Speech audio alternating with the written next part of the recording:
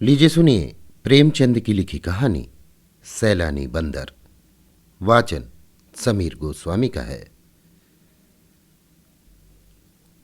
जीवनदास नाम का एक गरीब मदारी अपने बंदर मन्नू को नचाकर अपनी जीविका चलाया करता था। वो और उसकी स्त्री बुधिया दोनों मन्नू को बहुत प्यार करते थे। उनके कोई संतान न थी। मन्नू ही उनके स्नेह और प्रेम का पात्र था। दोनों उसे साथ खिलाते और अपने साथ सुलाते थे। उनकी दृष्टि में मन्नू से अधिक प्रिय वस्तु न थी। जीवनदास उसके लिए गेंद लाया था। मन्नू आंगन में गेंद खेला करता था। उसके भोजन करने को एक मिट्टी का प्याला था, ओढ़ने को कंबल का एक टुकड़ा, सोने को बोरिया और उचकने के लिए छप्पर में एक रस्सी। मन्नू इन वस्तुओं पर जान देता था। जब तक उसके प्याले में कोई चीज न रख दी जाए वो भोजन न करता था। अपना टाट और कंबल का टुकड़ा उसे शॉल और गद्दे से भी प्यारा था। उसके दिन बड़े सुख से बीतते थे। वो प्रातःकाल रोटियां खाकर मदारी के साथ तमाशा करने जाता था। वो नकलें करने में इतना निपुण था कि दर्शक वृंद तमाशा देखकर मुग्ध हो जाते थे। लकड़ी हाथ में लेकर वृद्धों की भांति चलता, आसन मारकर पूजा करता, तिलक मुद्रा लगाता, फिर पोथी बगल में दबाकर पाठ करने चलता। ढोल बजाकर गाने की नकल इतनी मनोहर थी कि दर्शक लोटपोट हो जाते थे। तमाशा खत्म हो जाने पर वो सबको सलाम करता था, लोगों के पैर पकड़कर पैसे वसूल करता था। मन्नू का कटोरा पैसों से भर जाता था। इसके उपरांत कोई मन्नू को एक अमरूद खिला देता, कोई उसके सामने मिठाई फेंक देता। लड़कों को तो उसे देखने से जी ही न भरता था। वे अपने अपने घर से दौड़ दौड़ कर रोटियां लाते और उसे खिलाते थे। मोहल्ले के लोगों के लिए भी मन्नू मनोरंजन की एक सामग्री थी। जब वो घर पर रहता तो एक न एक आदमी आकर उससे खेलता रहता। खोंचे वाले फेरी करते हुए उसे कुछ न कुछ दे देते थे। जो बिना दिए निकल जाने की चेष्टा करता उससे भी मन्नू पैर पकड़कर वसूल कर लिया करता था। मन्नू को अगर चिढ़ थी तो कुत्तों से। उसके मारे उधर से कोई कुत्ता ना निकलने पाता था और कोई आ जाता तो मन्नू उसे अवश्य ही दो चार कनेठियां और झापड़ लगाता था। उसके सर्वप्रिय होने का ये एक और कारण था। दिन को कभी कभी बुधिया धूप में लेट जाती तो मन्नू उसके सिर के जुएं निकालता और वो उसे गाना सुनाती। वो जहां कहीं जाती थी वहीं मन्नू उसके पीछे पीछे जाता था। माता और पुत्र में भी इससे अधिक प्रेम न हो सकता था। एक दिन मन्नू के जी में आया कि चलकर कहीं फल खाना चाहिए। फल खाने को मिलते तो थे, पर वृक्षों पर चढ़कर डालियों पर उचकने, कुछ खाने और कुछ गिराने में कुछ और ही मजा था। बंदर विनोदशील होते ही हैं और मन्नू में इसकी मात्रा कुछ अधिक थी भी। कभी पकड़ धकड़ और मारपीट की नौबत न आई थी। पेड़ों पर चढ़कर फल खाना उसके लिए स्वाभाविक जान पड़ता था। ये न जानता था कि वहां प्राकृतिक वस्तुओं पर भी किसी न किसी की छाप लगी हुई है। जल, वायु, प्रकाश पर भी लोगों ने अधिकार जमा रखा है। फिर बाग बगीचों का तो कहना ही क्या। दोपहर को जब जीवनदास तमाशा दिखाकर लौटा तो मन्नू लंबा हुआ। वो यों भी मोहल्ले में चला जाया करता था, इसलिए किसी को संदेह न हुआ कि वो कहीं चला गया। उधर वो घूमता घामता खपरेलों पर उछलता कूदता एक बगीचे में जा पहुंचा। देखा तो फलों से पेड़ लदे हुए हैं। आंवला, कटहल, लीची, आम, पपीते वगैरह लटकते देखकर उसका चित्त प्रसन्न हो गया। मानो वे वृक्ष उसे अपनी ओर बुला रहे थे कि खाओ, जहां तक खाया जाए, यहां किसी तरह की रोक टोक नहीं है। तुरंत एक छलांग मारकर चारदीवारी पर चढ़ गया। दूसरी छलांग में पेड़ों पर जा पहुंचा। कुछ आम खाए, कुछ लीचियां खाईं। खुशी हो होकर गुठलियां इधर उधर फेंकना शुरू किया। फिर सबसे ऊंची डाल पर जा पहुंचा और डालियों को हिलाने लगा। पके आम जमीन पर बिछ गए। खड़खड़ाहट हुई तो माली दोपहर की नींद से चौंका और मन्नू को देखते ही उसे पत्थरों से मारने लगा। पर या तो पत्थर उसके पास तक पहुंचते ही न थे या वो सिर और शरीर हिलाकर पत्थरों को बचा जाता था।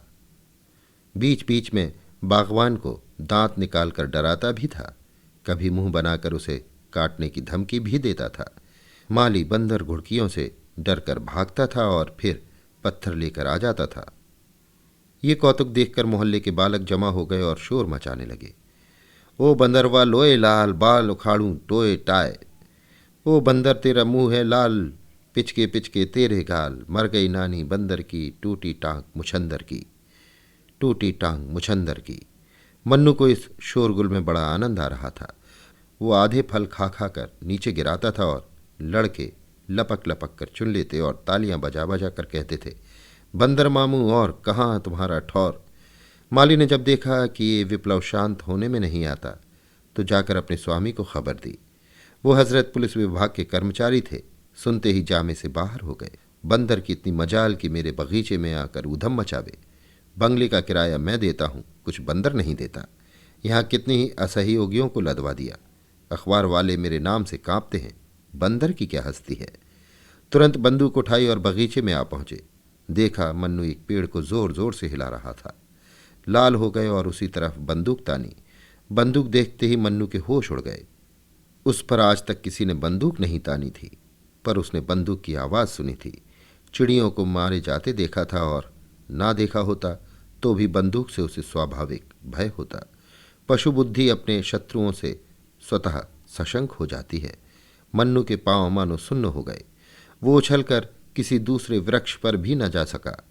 उसी डाल पर दुबक कर बैठ गया। साहब को उसकी एक कला पसंद आई, दया आ गई।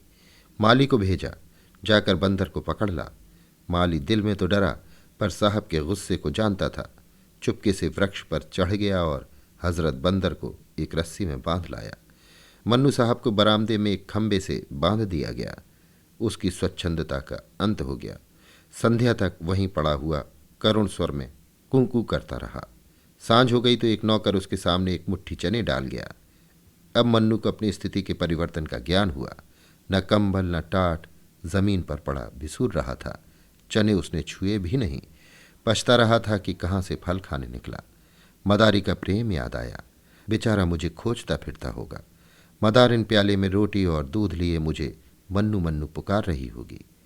हा विपत्ति, तूने मुझे कहाँ लाकर छोड़ा। रात भर वो जागता और बार बार खंबे के चक्कर लगाता रहा। साहब का कुत्ता टामी बार बार डराता और भूखता था। मन्नू को उस पर ऐसा क्रोध आता था कि पांव तो मारे चपतों के चौंधिया दूं, पर कुत्ता निकट न आता, दूर ही से गरज कर रह जाता था। रात गुजरी तो साहब ने आकर मन्नू को 2-3 ठोकरें जमाई।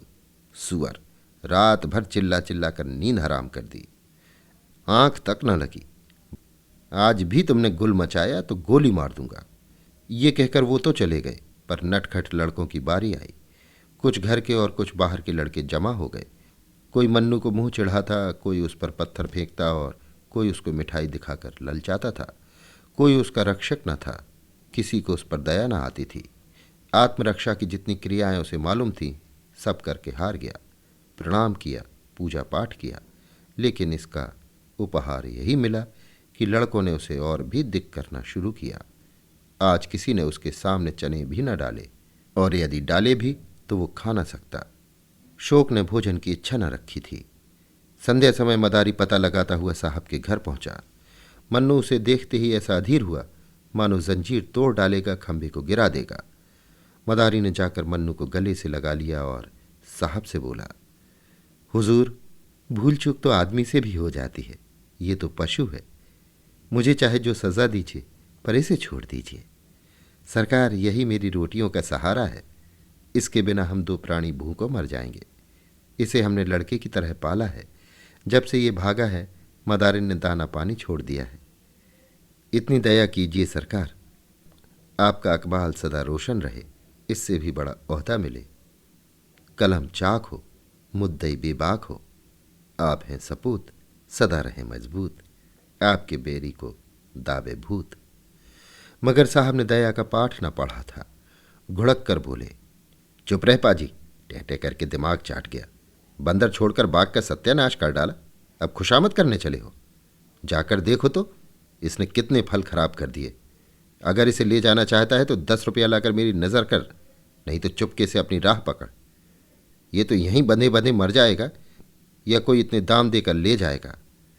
मदारी निराश होकर चला गया। 10 रुपये कहाँ से लाता। बुधिया से जाकर हाल कहा। बुधिया को अपनी तरस पैदा करने की शक्ति पर ज़्यादा भरोसा था। बोली, बस देख ली तुम्हारी करतूत, जाकर लाठी सी मारी होगी। हाकिमों से बड़े दांव पेंच की बातें की जाती हैं, तब कहीं जाकर वे पसीजते हैं। चलो मेरे साथ, देखो छुड़ा लाती हूं कि नहीं। ये कहकर उसने मन्नू का सब सामान एक गठरी में बांधा और मदारी के साथ साहब के पास आई। मन्नू अब की इतनी जोर से उछला कि खंबा हिल उठा। बुधिया ने कहा, सरकार, हम आपके द्वार पर भीख मांगने आए हैं, ये बंदर हमको दान दे दीजिए। साहब, हम दान देना पाप समझते हैं।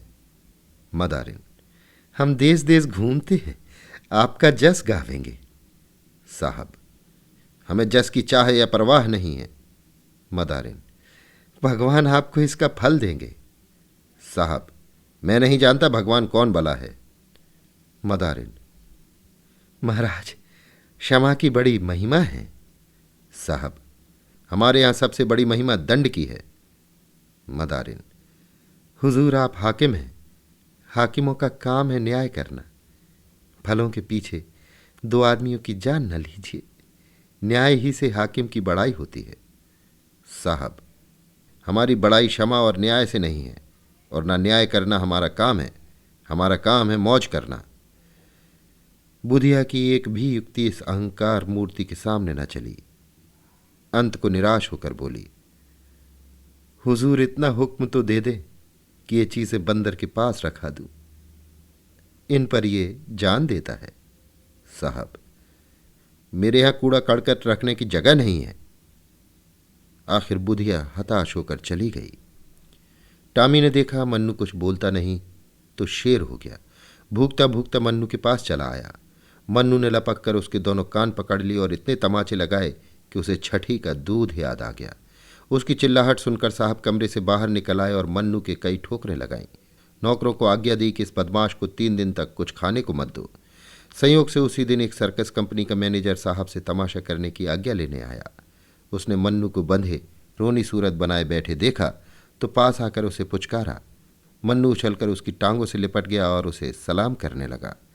मैनेजर समझ गया कि यह पालतू जानवर है, उसे अपने तमाशे के लिए बंदर की जरूरत थी। साहब से बातचीत की, उसका उचित मूल्य दिया और अपने साथ ले गया। किंतु मन्नू को शीघ्र ही विदित हो गया कि यहां मैं और भी बुरा फंसा। मैनेजरों ने उसे बंदरों के रखवाले को सौंप दिया। रखवाला निष्ठुर और क्रूर प्रकृति का प्राणी था। उसके अधीन और भी कई बंदर थे, सभी उसके हाथों कष्ट भोग रहे थे। वो उनके भोजन की सामग्री खुद खा जाता था। अन्य बंदरों ने मन्नू का सहर्ष स्वागत नहीं किया। उसके आने से उनमें बड़ा कोलाहल मचा। अगर रखवाले ने उसे अलग न कर दिया होता तो वे सब उसे नोच कर खा जाते। मन्नू को अब नई विद्या सीखनी पड़ी, पैरगाड़ी पर चढ़ना, दौड़ते घोड़े की पीठ पर 2 टांगों से खड़े हो जाना, पतली रस्सी पर चलना इत्यादि। बड़ी ही कष्टप्रद साधनाएं थीं। मन्नू को ये सब कौशल सीखने में बहुत मार खानी पड़ती। जरा भी चूकता तो पीठ पर डंडा पड़ जाता। उससे अधिक कष्ट की बात यह थी कि उसे दिन भर एक कटघरे में बंद रखा जाता था, जिसमें कोई उसे देख न ले। मदारी के यहाँ तमाशा ही दिखाना पड़ता था, किंतु उस तमाशे और इस तमाशे में बड़ा अंतर था। कहाँ वे मदारी की मीठी मीठी बातें, उसका दुलार और प्यार, और कहाँ ये कारावास और डंडों की मार। ये काम सीखने में उसे इसलिए और भी देर लगती थी कि वो अभी तक जीवन दास के पास भाग जाने के विचार को भूला न था। नित्य इसी ताक में रहता कि मौका पाऊं और निकल जाऊं, लेकिन यहां जानवरों पर बड़ी कड़ी निगाह रखी जाती थी। बाहर की हवा तक न मिलती थी, भागने की तो बात क्या। काम लेने वाले सब थे, मगर भोजन की खबर लेने वाला कोई भी न था। साहब की कैद से तो मन्नू जल्द ही छूट गया था, लेकिन इस कैद में 3 महीने बीत गए। शरीर घुल गया, नित्य चिंता घेरे रहती थी, पर भागने का कोई ठौर ठिकाना न था। जी चाहे या ना चाहे उसे काम अवश्य करना पड़ता था। स्वामी को पैसों से काम था, वो जिए चाहे मरे। संयोगवश एक दिन सर्कस के पंडाल में आग लग गई। सर्कस के नौकर चाकर सब जुआरी थे, दिन भर जुआ खेलते, शराब पीते और लड़ाई झगड़ा करते थे। इन्हीं झंझटों में एकाएक गैस की नली फट गई। हाहाकार मच गया। दर्शक वृंद जान लेकर भागे। कंपनी के कर्मचारी अपनी चीजें निकालने लगे। पशुओं की किसी को खबर न रही। सर्कस में बड़े बड़े भयंकर जीव जंतु तमाशा करते थे। 2 शेर, कई चीते, एक हाथी, एक रीछ था। कुत्तों, घोड़ों तथा बंदरों की संख्या तो इससे कहीं अधिक थी। कंपनी धन कमाने के लिए अपने नौकरों की जान को कोई चीज नहीं समझती थी। ये सब के सब जीव इस समय तमाशे के लिए खोले गए थे। आग लगते ही वे चिल्ला चिल्ला कर भागे। मन्नू भी भाग खड़ा हुआ। पीछे फिरकर भी न देखा कि पंडाल जला या बचा। मन्नू कूदता फादता सीधे पहुंचा जहां जीवनदास रहता था, लेकिन द्वार बंद था। खपरेल पर चढ़कर वो घर में घुस गया, मगर किसी आदमी का चिन्ह नहीं मिला। वो स्थान जहां वो सोता था और जिसे बुधिया गोबर से लीप कर साफ रखा करती थी, अब घास पात से ढका हुआ था। वो लकड़ी जिस पर चढ़कर कूदा करता था, दीमकों ने खा ली थी। मोहल्ले वाले उसे देखते ही पहचान गए। शोर मच गया, मन्नू आया, मन्नू आया। मन्नू उस दिन से रोज संध्या के समय उसी घर में आ जाता और अपने पुराने स्थान पर लेट रहता। वो दिन भर मोहल्ले में घूमा करता था। कोई कुछ दे देता तो खा लेता था, मगर किसी की कोई चीज नहीं छूता था। उसे अब भी आशा थी कि मेरा स्वामी यहाँ मुझसे अवश्य मिलेगा। रातों को उसके कराहने की करुण ध्वनि सुनाई देती थी। उसकी दीनता पर देखने वालों की आंखों से आंसू निकल पड़े थे। इस प्रकार कई महीने बीत गए। एक दिन मन्नू गली में बैठा हुआ था, इतने में लड़कों का शोर सुनाई दिया। उसने देखा एक बुढ़िया नंगे बदन, एक चीथड़ा कमर में लपेटे, सिर के बाल छिटकाए भूतनियों की तरह चली आ रही है, और कई लड़के उसके पीछे पत्थर फेंकते पगली नानी की हाँक लगाते तालियां बजाते चले आ रहे हैं। वो रह रहकर रुक जाती है और लड़कों से कहती है, मैं पगली नानी नहीं हूं, मुझे पगली क्यों कहते हो? आखिर बुढ़िया जमीन पर बैठ गई और बोली, बताओ मुझे पगली क्यों कहते हो? उसे लड़कों पर लेश मात्र भी क्रोध न आता था। वो न रोती थी न हंसती। पत्थर लग भी जाता तो चुप हो जाती थी। एक लड़के ने कहा, तू कपड़े क्यों नहीं पहनती? तू पागल नहीं तो और क्या है? बुढ़िया, कपड़े जाड़े में सर्दी से बचने के लिए पहने जाते हैं, आजकल तो गर्मी है। लड़का, तुझे शर्म नहीं आती? बुढ़िया, शर्म किसे कहते हैं बेटा? इतने साधु सन्यासी नंगे रहते हैं, उनको पत्थर से क्यों नहीं मारते? लड़का, वे तो मर्द हैं। बुढ़िया, क्या शर्म औरतों ही के लिए है? मर्दों को शर्म नहीं आनी चाहिए? लड़का, तुझे जो कोई जो कुछ दे देता है उसे तू खा लेती है, तू पागल नहीं तो और क्या है? बुढ़िया, इसमें पागलपन की क्या बात है बेटा? भूख लगती है, पेट भर लेती हूं। लड़का, तुझे कुछ विचार नहीं है? किसी के हाथ की चीज खाते घिन नहीं आती? बुढ़िया, घिन किसे कहते हैं बेटा? मैं भूल गई। लड़का, सभी को घिन आती है, क्या बता दूं घिन किसे कहते हैं? दूसरा लड़का, तू पैसे क्यों हाथ से फेंक देती है? कोई कपड़े देता है तो क्यों छोड़कर चल देती है? पगली नहीं तो क्या है? बुढ़िया, पैसे कपड़े लेकर क्या करूं बेटा? लड़का, और लोग क्या करते हैं? पैसे रुपए का लालच सभी को होता है। बुढ़िया, लालच किसे कहते हैं बेटा? मैं भूल गई। लड़का, इसी से तुझे पगली नानी कहते हैं। तुझे न लोभ है, घिन है, न विचार है, न लाज है, ऐसो ही को पागल कहते हैं। बुढ़िया, तो यही कहो मैं पगली हूं। लड़का, तुझे क्रोध क्यों नहीं आता? बुढ़िया, क्या जाने बेटा, मुझे तो क्रोध नहीं आता। क्या किसी को क्रोध भी आता है? मैं तो भूल गई। कई लड़कों ने इस पर पगली पगली का शोर मचाया और बुढ़िया उसी शांत भाव से आगे चली। जब वो निकट आई तो मन्नू उसे पहचान गया। ये तो मेरी बुधिया है। वो दौड़कर उसके पैरों से लिपट गया। बुढ़िया ने चौंक कर मन्नू को देखा, पहचान गई। उसने उसे छाती से लगा लिया। मन्नू को गोद में लेते ही बुढ़िया को अनुभव हुआ कि मैं नग्न हूं। मारे शर्म के वो खड़ी न रह सकी। बैठकर एक लड़के से बोली, बेटा मुझे कुछ पहनने को दोगे? लड़का, तुझे तो लाज ही नहीं आती ना? बुढ़िया, नहीं बेटा, अब तो आ रही है, मुझे न जाने क्या हो गया था। लड़कों ने फिर पगली पगली का शोर मचाया तो उसने पत्थर फेंक कर लड़कों को मारना शुरू किया। उनके पीछे दौड़ी। एक लड़के ने पूछा, अभी तो तुझे क्रोध नहीं आता था, अब क्यों आ रहा है? बुढ़िया, क्या जाने क्यों अब क्रोध आ रहा है। फिर किसी ने पगली कहा तो बंदर से कटवा दूंगी। एक लड़का दौड़कर एक फटा हुआ कपड़ा ले आया। बुधिया ने वो कपड़ा पहन लिया, बाल समेट लिए। उसके मुख पर जो एक अमानुष आभा थी, उसकी जगह चिंता का पीलापन दिखाई देने लगा। वो रो रो कर मन्नू से कहने लगी, बेटा तुम कहाँ चले गए थे? इतने दिन हो गए हमारी सुध न ली। तुम्हारा मदारी तुम्हारे ही वियोग में परलोक सिधारा। मैं भिक्षा मांगकर अपना पेट पालने लगी। घर द्वार तहस नहस हो गया। तुम थे तो खाने की, पहनने की, गहने की, घर की इच्छा थी। तुम्हारी जाते सब इच्छाएं लुप्त हो गई। अकेली भूख तो सताती थी, पर संसार में और किसी की चिंता न थी। तुम्हारा मदारी मरा, पर आंखों में आंसू न आए। वो खाट पर पड़ा कराहता था और मेरा कलेजा ऐसा पत्थर का हो गया था कि उसकी दवा दारू की कौन कहे। उसके पास खड़ी तक न होती थी। सोचती थी, ये मेरा कौन है? अब आज भी सब बातें और अपनी वो दशा याद आती है तो यही कहना पड़ता है कि मैं सचमुच पगली हो गई थी, और लड़कों का मुझे पगली नानी कहकर चिढ़ाना ठीक ही था। ये कहकर बुधिया मन्नू को लिए हुए शहर के बाहर एक बाग में गई, जहां वो एक पेड़ के नीचे रहती थी। वहां थोड़ी सी पुआल हुई थी। इसके सिवा मनुष्य के बसेरे का और कोई चिन्ह न था। आज से मन्नू बुधिया के पास रहने लगा। वो सवेरे घर से निकल जाता और नकलें करके भीख मांगकर बुधिया के खाने भर को नाज या रोटियां ले आता था। पुत्र भी अगर होता तो वो इतने प्रेम से माता की सेवा न करता। उसकी नकलों से खुश होकर लोग उसे पैसे भी देते थे। उस पैसों से बुधिया खाने की चीजें बाजार से लाती थी। लोग बुधिया के प्रति बंदर का वो प्रेम देखकर चकित हो जाते और कहते थे कि ये बंदर नहीं, कोई देवता है।